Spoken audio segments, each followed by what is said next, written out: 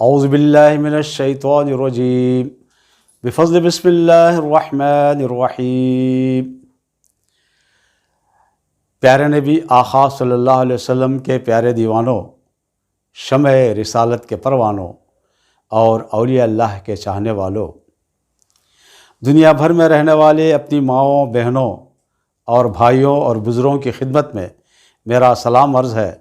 اللہ تعالیٰ سے دعا ہے کہ اللہ تعالیٰ آپ کو خوش و خرم رکھے اور خدا کی قربت حاصل کرنے میں آپ سب کی اور میری مدد فرمائے، آمین ثم آمین بجاہ سید المرسلین۔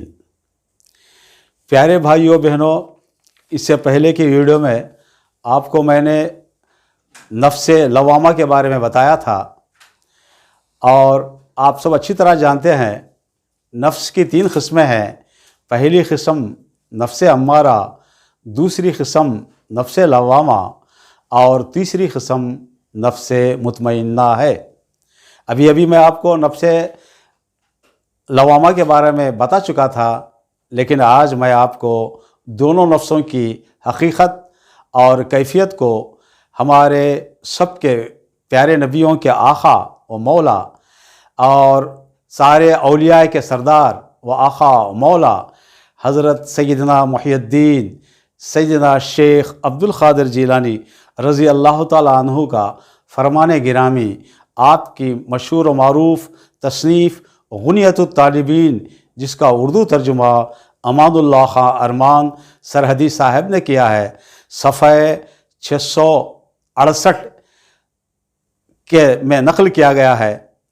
سرکار غوث اعظم دستگیر رضی اللہ تعالیٰ عنہ نفس کی حقیقت کو بیان کرتے ہوئے فرماتے ہیں، ملاحظہ کیجئے، نفس کی پہچان یہ ہے کہ یہ زیادہ تر آدمی کو برائی کی طرف مائل کرتا ہے اور اس کی طرف ہرگز مائل نہ ہونا چاہیے، بلکہ اسے اس مقام پر رہنے دیں جو اللہ تعالیٰ نے مقرر کر دیا ہے۔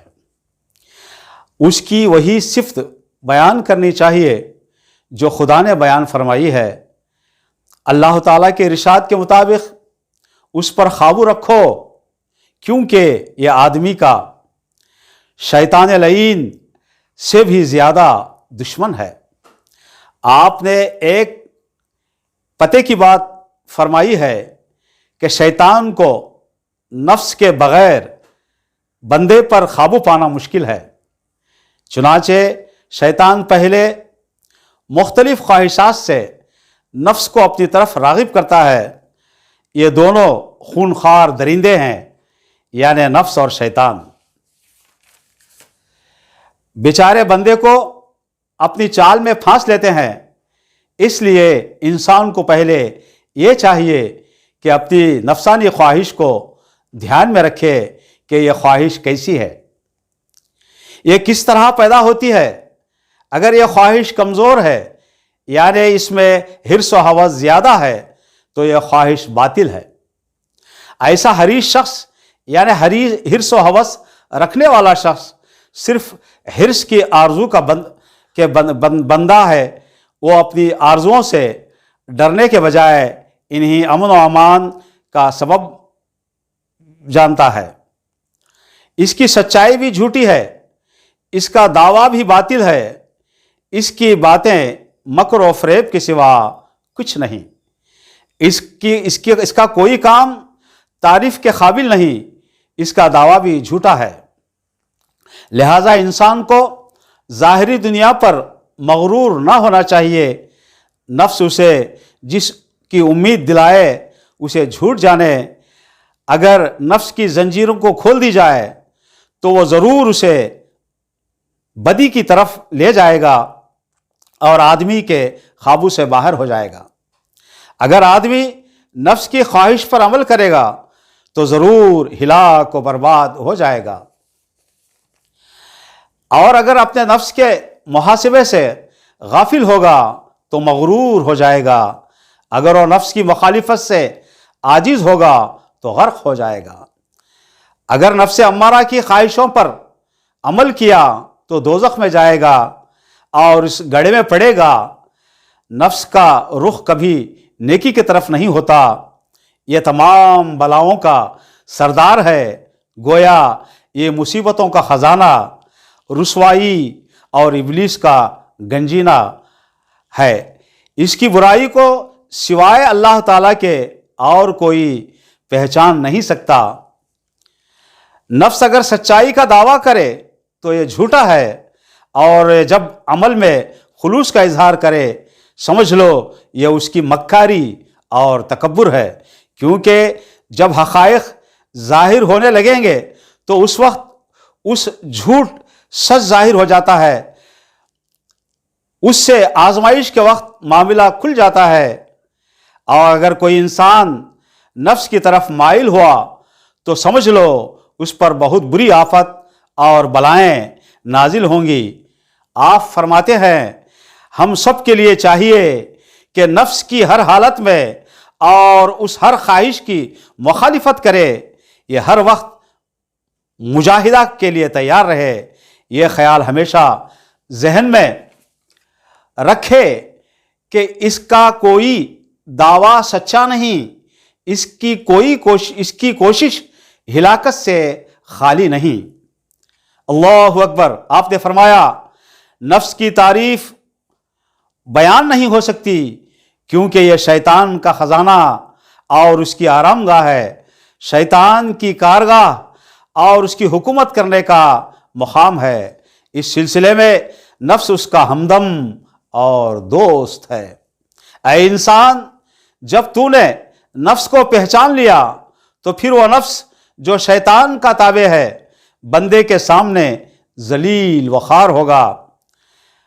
बंदे ने खुदा की मदद से उस पर खुदरत हासिल की तो जब बंदे में ये 3 किस्म की खसलतें एक जगह जमा हो जाएंगी तो उसे चाहिए कि उस पर काबू पाने के लिए खुदा से मदद मांगे। नफ्स से गाफिल ना हो, उसके हुक्म की तामील ना करे। जब बंदा नफ्स पर काबू पाले तो उस पर खादिर व क़य्यूम की इमदाद होगी, तभी बंदा अपने नफ्स पर खादिर होगा। अब इस बंदे पर लाजिम है कि अल्लाह ताला वहदहु ला शरीक की राह में अपने इरादे को रखे। इस इरादे में खुदा के सिवा और किसी को मुक़द्दम ख्याल ना हो। अगर ऐसा ना हो तो फिर वो शख्स नेकी की तौफीक हासिल कर सकेगा, खुदा उसे उस नफ्स का सुपुर्द कर देगा।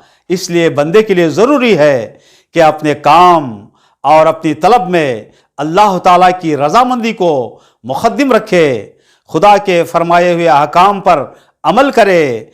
इंसान इन तमाम उमूर में खुदा के सिवा किसी और का दखल ना जाने।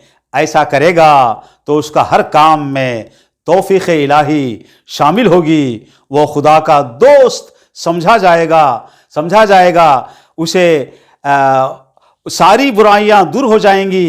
उसे औलिया, असफिया और उल्मा का आला दर्जा नसीब होगा। प्यारे भाइयों और बहनों, ये जो बातें मैंने आपके सामने रखी हैं ये हमारे सारे औलिया के सरदार आका मौला हज़रत सैयदना अब्दुल क़ादिर जीलानी रज़ी अल्लाह ताला अन्हु के फ़रमान हैं। आपने नफ्स के हकीकत को इस खोल करके बयान कर दिया। नफ्स की हकीकत क्या है, नफ्स से शैतान का रिश्ता क्या है, और नफ्स की ख्वाहिशात पर जब हम अमल करते हैं तो शैतान हमारे करीब हो जाता है और शैतान हम पर गालिब हो जाता है।